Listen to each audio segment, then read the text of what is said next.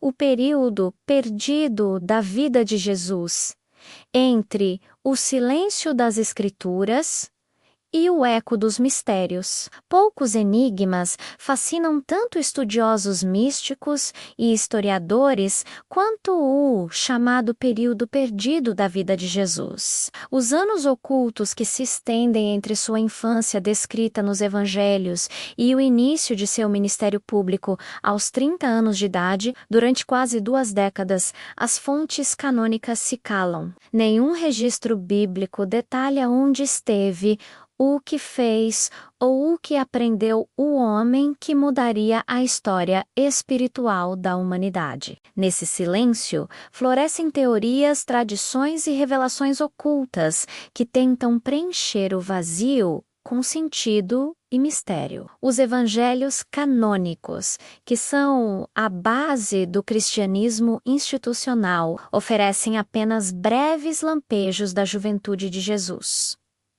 O Evangelho de Lucas menciona o episódio do menino de 12 anos no templo, discutindo com os doutores da lei e surpreendendo-os com sua sabedoria. Depois disso, o texto simplesmente afirma que ele voltou para Nazaré e lhes era submisso e crescia em sabedoria, estatura e graça diante de Deus e dos homens. A narrativa só é retomada quando ele surge às margens do Jordão, sendo batizado por João, já adulto. Esse lapso de tempo, conhecido entre teólogos e místicos como os anos silenciosos, é um dos grandes vazios biográficos da literatura sagrada, o silêncio das escrituras e a tradição esotérica.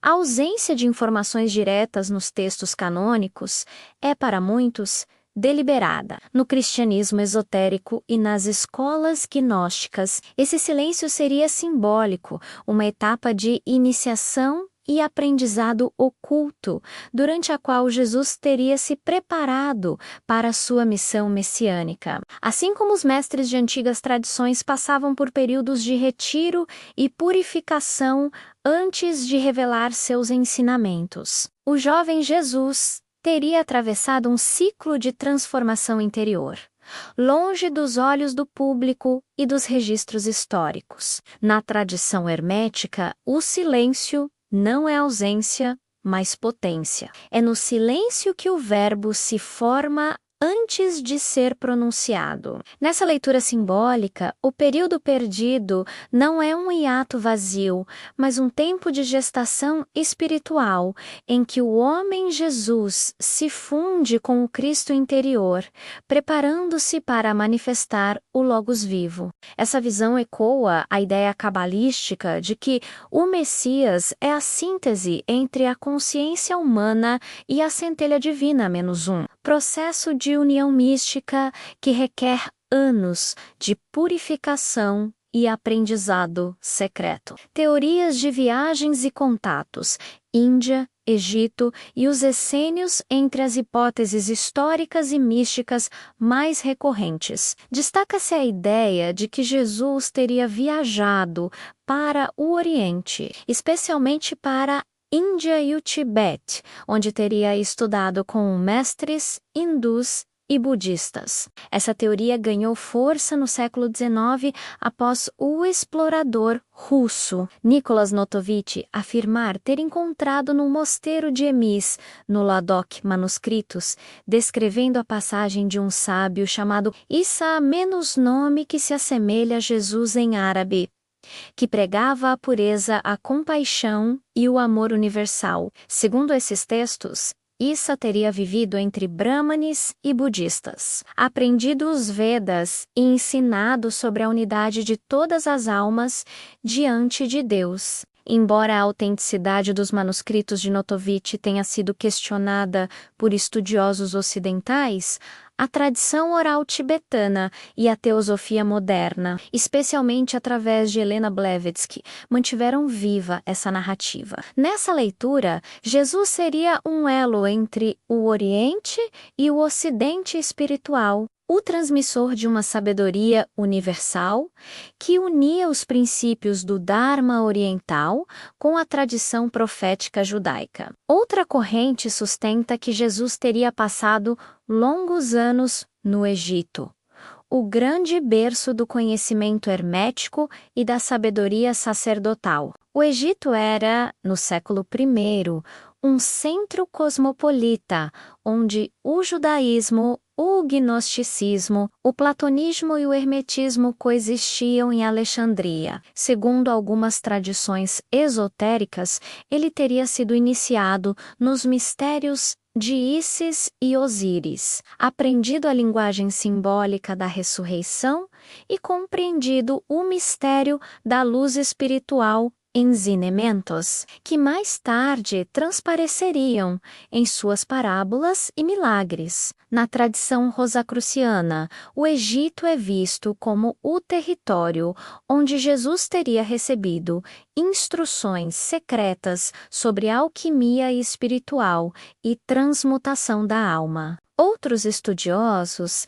associam o jovem Jesus à comunidade dos essênios, um grupo místico judeu que vivia próximo ao Mar Morto e praticava rituais de pureza, vegetarianismo e comunhão espiritual. Os manuscritos do Mar Morto revelaram que os essênios tinham práticas e crenças muito próximas das ensinadas por Jesus. O batismo por imersão, a ênfase no arrependimento e na luz interior, e a expectativa de um filho do homem que viria restaurar a aliança divina. É plausível supor que Jesus tenha convivido com eles, absorvendo parte de sua disciplina espiritual e visão apocalíptica. O Evangelho dos Hebreus e outras fontes apócrifas, além das tradições místicas, há fragmentos apócrifos que aludem a momentos da juventude de Jesus.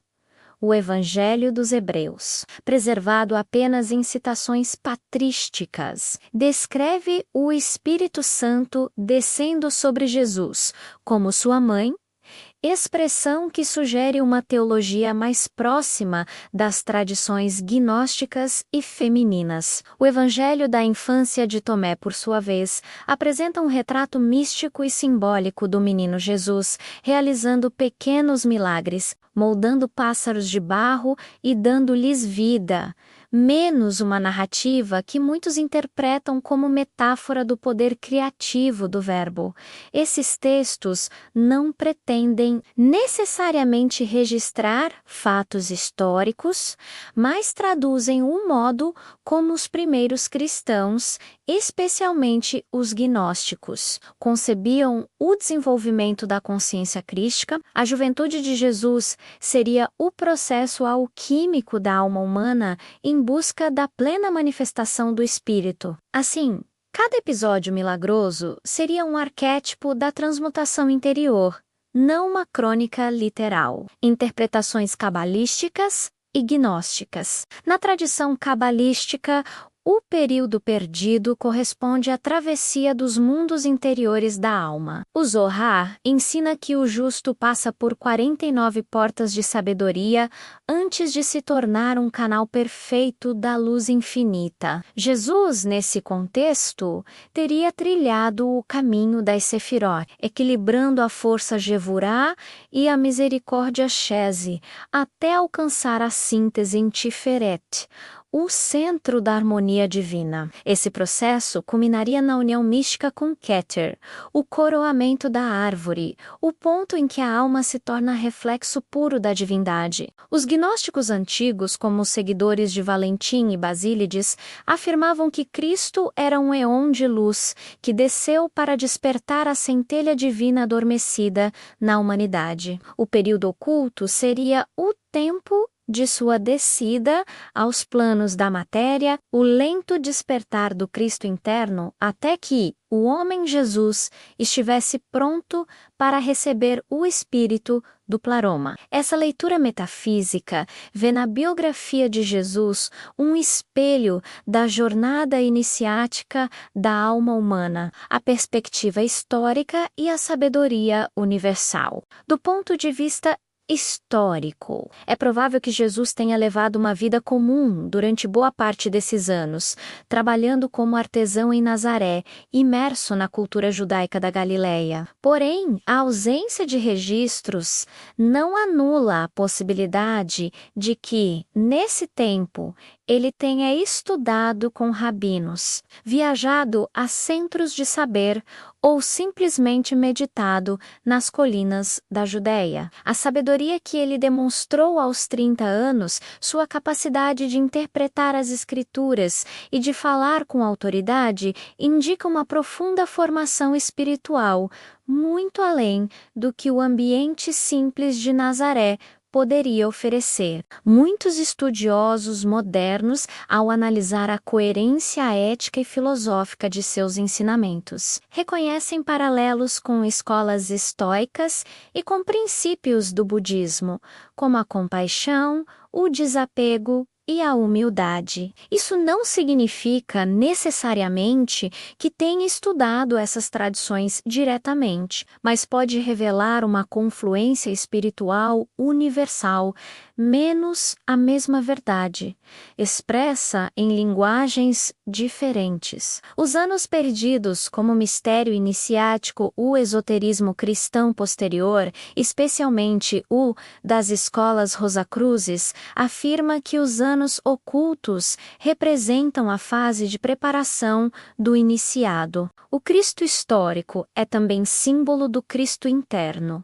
E cada alma humana deve atravessar seu próprio deserto, seus anos de silêncio, antes de manifestar sua luz ao mundo. Nesse sentido, os anos perdidos de Jesus são um espelho da jornada interior de todo buscador espiritual. O silêncio, a ausência e o mistério são parte essencial da revelação. A teologia mística ensina que o Cristo não foi apenas um indivíduo, mas um arquétipo cósmico encarnado. Assim, as lacunas biográficas podem ser compreendidas não como omissões, mas como véus que protegem o sagrado do olhar profano. Entre os 12 e os 30 anos, Jesus teria realizado o grande labor da alma, menos o trabalho invisível de integração entre o humano e o divino. Síntese entre história e mistério, entre as hipóteses históricas